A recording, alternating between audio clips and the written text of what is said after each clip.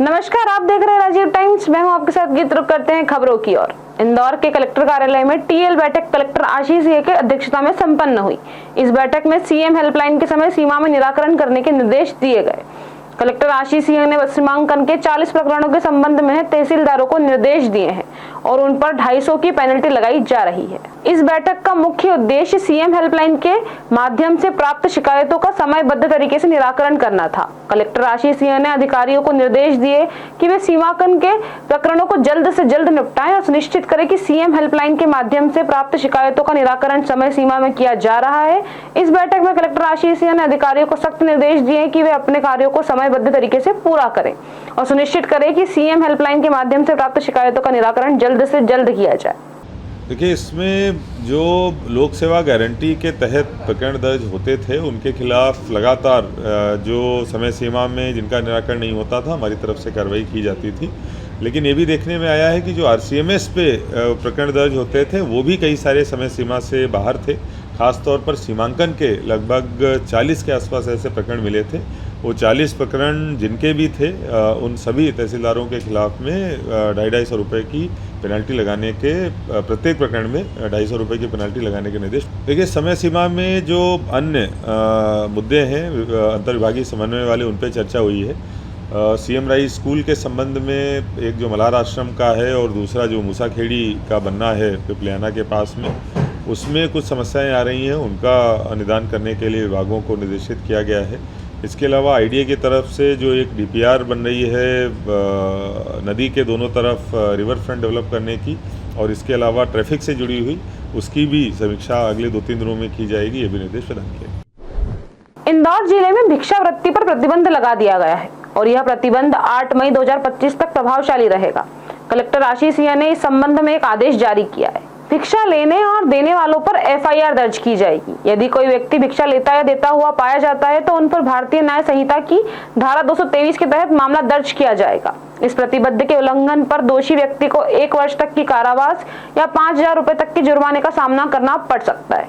देखिए, भिक्षावृत्ति में जो लगातार हम लोग पिछले साल भर से मेहनत कर रहे हैं, उसका परिणाम है कि आज पूरी तरीके से शहर जो है वो भिक्षावृत्ति से और भिक्षुकों से मुक्त हो चुका है।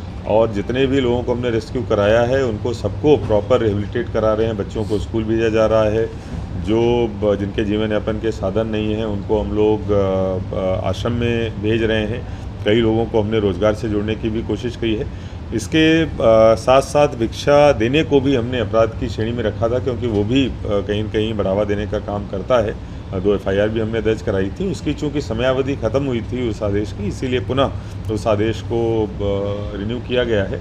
इसके साथ साथ हमने एक जो स्कीम निकाली थी, अगर कोई हमको भिक्षावृत्ति की सूचना प्रदान करता है उसको हम लोग सम्मान राशि देंगे, वो भी आगे जारी रहेगी। अगर किसी के पास ऐसी कोई सूचना है तो कृपया हमको अवश्य प्रदान करें, सम्मान राशि हमारी तरफ से प्राप्त करें और इंदौर को पूरी तरीके से भिक्षुक मुक्त और भिक्षावृत्ति से मुक्त करने में हमारा सहयोग। Champion trophy Bharat versus New Zealand final cricket match का ऑनलाइन सट्टा संचालित करने वाले 7 आरोपियों को क्राइम ब्रांच ने गिरफ्तार किया है, जिनके कब्जे में बड़ी मात्रा में mobile, laptop, ATM card, chequebook और इलेक्ट्रॉनिक उपकरण बरामद किए हैं।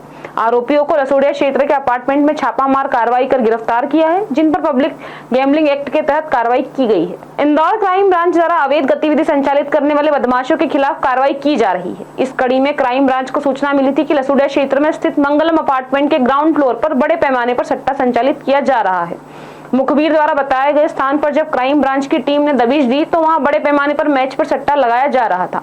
मौके से पुलिस ने 7 सटोरियों को गिरफ्तार किया, जिनके कब्जे में mobile, laptop, ATM card, chequebook सहित 2 मॉडेम और 2 रजिस्टर जब्त किए गए, जिसमें 25 करोड़ का हिसाब किताब बरामद किया गया। पकड़े गए सटोरियों ने पूछताछ में बताया कि वह ऑनलाइन वेबसाइट से हार जीत का दाव लगाकर ऑनलाइन सट्टा खिला रहे हैं।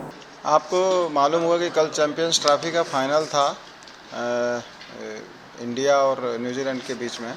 उसी दौरान एक सूचना मिली थी कि कुछ लोग इस मैच में सट्टा लगाने का प्रयास कर रहे हैं और लसूरिया क्षेत्र में ये एक मंगलम अपार्टमेंट है वहाँ पर। तो पुलिस कमिश्नर सर के निर्देशानुसार अवैध जो कार्रवाइयाँ हैं उसके खिलाफ सख्त एक्शन लेने के लिए जब निर्देश मिले हुए हैं, उसी आधार पर हमारे क्राइम ब्रांच के एसीपी ललित सिकरवार साहब ने अपनी पूरी टीम भेजी और जब वहाँ पे टीम भेजी तो वहाँ पे 7 लोग सट्टा लगाते मिले जो हार जीत का क्रिकेट का सट्टा लगा रहे थे। और इसमें जब मौके पर देखा गया तो मौके पर काफ़ी मात्रा में सट्टे लगाने वाले सामान मिले, जैसे 52 मोबाइल और 9 लैपटॉप, 35 ATM कार्ड, 44 चेकबुक और 2 मॉडेम और रजिस्टर भी मिले हैं। और इसमें ऑनलाइन सट्टे का जब हमने उनका लैपटॉप चेक किया तो उसमें लगभग 20 से 25 करोड़ का हिसाब भी मिला है। ये सट्टा एक बंद अपार्टमेंट में खिलाया जा रहा था। जो अपार्टमेंट था वो एक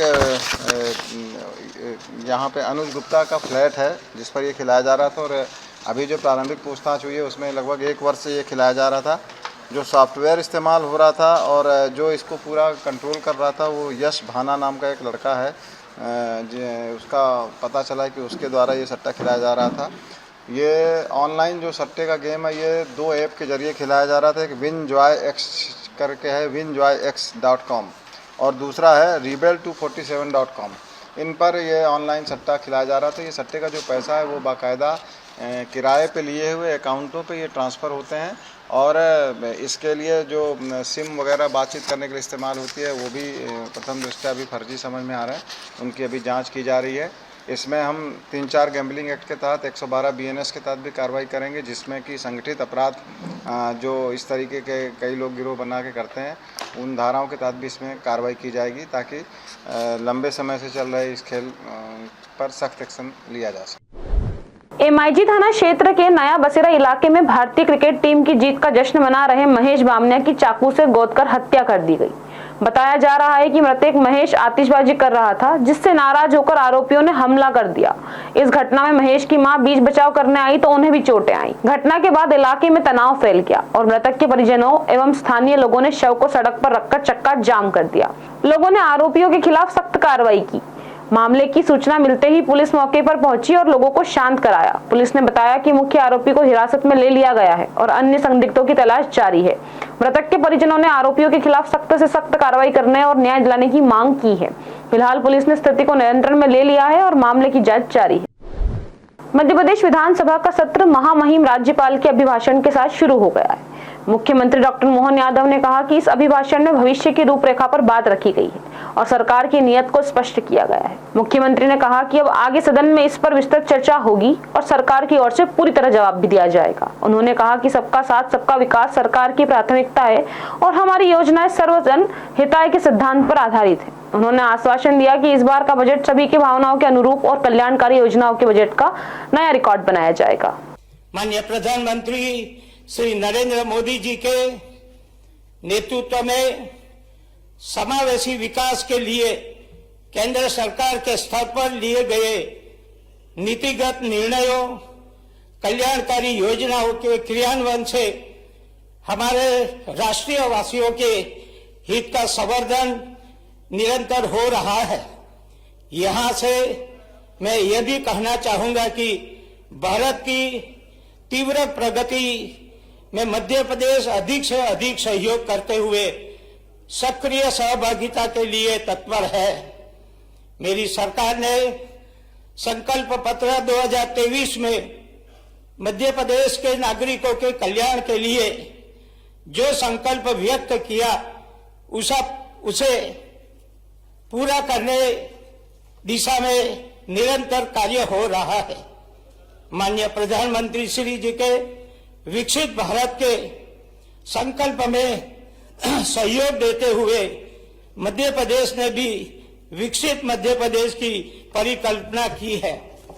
आज हमारा बजट सत्र का पहला दिन माननीय महामहिम राज्यपाल मंगू भाई पटेल साहब ने अपने अभिभाषण के माध्यम से सरकार के द्वारा किए गए काम और भविष्य की रूपरेखा एक अपने ढंग से पूरी बात रखी है। मैं उनकी इस अभिभाषण के माध्यम से सरकार की नीति और नीयत का रोडमैप जो उनने दिया है, मैं उनके उस अभिभाषण के लिए सदन के नेता होने के नाते से धन्यवाद ज्ञापित करता हूँ। यद्यपि कल विस्तार से माननीय सदस्यगण इस पर चर्चा चालू करेंगे और 12 को हमारा जवाब आएगा, लेकिन मान के चलता हूँ कि हमारी स्वस्थ परंपरा के अनुसार आज हमने अपने इस राज्यपाल के अभिभाषण के दरमियान न केवल उनकी उन सारी बातों को सुना सीखा, यशस्वी प्रधानमंत्री के नेतृत्व में जो उनका अपना संकल्प है कि भारत समर्थ, सक्षम और सबका साथ सबका विकास के भाव को लेकर आगे चले, सर्वजन हिताय बहुजन, जिस प्रकार की भावना हमारी है, मैं मान के चलता हूँ कि ये लोकतंत्र में चुनी हुई सरकार का संकल्प होता है और लगभग 1 साल का हमारा जो अगला बजट आने वाला है वो भी सभी भावनाओं के अनुरूप होगा, ये मैं आश्वासन देता हूँ। और ख़ास करके जब हम GIS की सफलता से भोपाल से आगे बढ़ रहे हैं, आज ही हमारे लिए नवा हमारा टाइगर अभयारण्य का हम शुभारंभ करने जा रहे हैं। ये चंबल के अंचल में बहुत बड़ी सौगात भी रहेगी। स्वर्गीय माधवराव सिंधिया जी की पुण्यतिथि भी है, मैं उनको स्मरण करते हुए उनके यहाँ के कार्यक्रम में भी शामिल होऊंगा। और शिवपुरी, जहाँ कई प्रकार की चंबल अंचल को अब सौगातें मिल रही हैं, केन बेतवा लिंक परियोजना से भी हमारा ये अंचल न केवल लाभान्वित हो रहा है, बल्कि पार्वती काली सिंह चंबल से भी चंबल का अंचल लाभान्वित होगा, जिसके माध्यम से श्योपुर, मुरैना, ग्वालियर, शिवपुरी, इस पूरे बेल्ट में पानी की उपलब्धता रहेगी, जिससे सिंचाई, पेयजल और औद्योगिकरण का भी एक नया आधार मिलेगा। मैं मान के चलता हूँ कि सरकार ऐसे सभी काम करते हुए जब हम अपने नए टाइगर अभयारण्य का लोकार्पण करेंगे तो ये पर्यटन के लेकर के एक नई संभावना का पूरा क्षेत्र उदय होगा। शनिवार को सोशल मीडिया पर एक वीडियो तेजी से वायरल हुआ, जिसमें एक युवक खुद को अर्बन लाला बताते हुए खातेगांव का शूटर होने का दावा कर रहा था। वीडियो सामने आने के बाद पुलिस ने तुरंत कार्रवाई करते हुए युवक को गिरफ्तार कर लिया। पुलिस अधीक्षक महोदय के निर्देश पर खातेगांव थाना पुलिस ने तत्परता दिखाते हुए आरोपी अर्बन लाला को गिरफ्तार किया। आरोपी पर भारतीय दंड संहिता की धारा 170, 126, 135 BNSS के तहत मामला दर्ज कर लिया गया। पुलिस प्रशासन ने आम जनता से अपील की है कि सोशल मीडिया पर किसी भी प्रकार की भ्रमक या भय उत्पन्न करने वाली सामग्री पोस्ट करने से बचें, अन्यथा कड़ी कानूनी कार्रवाई की जाएगी। हाँ, खातेगांव का शूटर हूँ मैं, खातेगांव शहर में नाम चलता है मेरा अर्बन लाला के नाम से। जी हाँ, एक वीडियो सोशल मीडिया के माध्यम से संज्ञान में आया है, जिसमें एक व्यक्ति अर्बन लाला बता रहा है अपने आप को और कह रहा है कि मैं खातेगांव का बदमाश हूँ। ऐसा वीडियो सोशल मीडिया के माध्यम से संज्ञान में आते ही उस पर पुलिस के द्वारा त्वरित कार्रवाई कर अर्बन लाला उर्फ अफजल पैदा रशीद खान, जो देवला का रहने वाला है, देवला ग्राम खातेगांव में ही पड़ता है, इसको आज हमारे द्वारा गिरफ्तार किया गया है और इससे प्रतिबंधात्मक कार्रवाई की गई है और इसको माननीय कार्यपालिक मजिस्ट्रेट के वहाँ पेश किया गया। हाँ सर, क्या मंशा थी उसको ये वीडियो बना के वायरल करने की? सर कुछ देखिए, ऐसी कोई मंशा तो जाहिर नहीं हो पाई। पूछताछ के दौरान ऐसा कुछ मिला नहीं है, ना ही उसका कोई आपराधिक रिकॉर्ड है। सोशल मीडिया के माध्यम से ऐसी रील किसी ने बना ली और वो वायरल कर दी, उस आधार पर ही पुलिस ने परिशांति कायम रहे इस हेतु इस पे वैधानिक कार्रवाई की है। सर कहाँ बनाया था सर वीडियो, इसने कहाँ वायरल किया सर? ये अभी पूछताछ का विषय है, ये पूछताछ हम कर रहे हैं, पूछताछ के बाद में बताऊंगा आपको। खातेगांव में राम जानकी सुंदरकांड मंडल ने नगर के श्री सिद्धि विनायक गणेश मंदिर में भव्य 21वां सुंदरकांड पाठ और विशेष फाग उत्सव का आयोजन किया। भजन कीर्तन और गुलाल के रंगों के साथ श्रद्धालुओं ने भक्ति संध्या का आनंद लिया। खातेगांव में श्रद्धालुओं ने देर रात तक सुंदरकांड पाठ और मधुर फाग गीतों का आनंद लिया। मंडल के सदस्य हर शनिवार को नगर के विभिन्न मंदिरों और परिवारों में निःशुल्क सुंदरकांड पाठ का आयोजन करते हैं। इस सेवा में साउंड सिस्टम, माला प्रसाद की फ्री मुफ्त व्यवस्था की जाती है। सुंदरकांड मंडल भक्त सेवा का अद्भुत उदाहरण प्रस्तुत कर रहा है। आयोजकों का कहना है कि इस कार्यक्रम का उद्देश्य श्री राम भक्ति का प्रचार प्रसार करना है, समाज को धर्म और संस्कृति से जोड़ना है। श्रद्धालुओं ने इस सेवा कार्य की सराहना की और भविष्य में भी ऐसे आयोजन होते रहने की कामना की। स्वच्छता में लगातार नंबर 1 रहने वाला इंदौर अब अपनी नगर निगम की नई बिल्डिंग के जरिए एक और नया आयाम जोड़ने जा रहा है। यह नई इमारत मध्य प्रदेश की पहली आइकॉनिक गवर्नमेंट बिल्डिंग होगी, जिसमें आधुनिक सुविधाएं उपलब्ध होंगी। नगर निगम की वर्तमान बिल्डिंग को जल्द ही इस निर्माणाधीन बिल्डिंग में शिफ्ट करने की प्रक्रिया शुरू की जाएगी। आज नगर निगम के अधिकारियों ने निर्माणाधीन भवन का अवलोकन किया। इस दौरान महापौर पुष्यमित्र भार्गव ने भी मौके पर पहुंचकर तैयारियों का जायजा लिया और कहा कि बिल्डिंग जल्द ही इस नई बिल्डिंग का टेंडर जारी कर निर्माण का कार्य तेज किया जाएगा। नया भवन बनाने के लिए पुराने भवन में कई सारे विभागों को हम शिफ्ट कर रहे हैं, तो उसका बचा हुआ काम 1 महीने में समाप्त हो और नए भवन की तैयारी में जिन विभागों को तोड़कर यहाँ बिल्डिंग बनानी है उसका हमने पूरा दौरा किया है। मुझे लगता है कि बारिश तक नए भवन के बनाने का काम शुरू हो जाएगा। फिलहाल खबरों में इतना ही। देखते रहिए राजीव टाइम्स।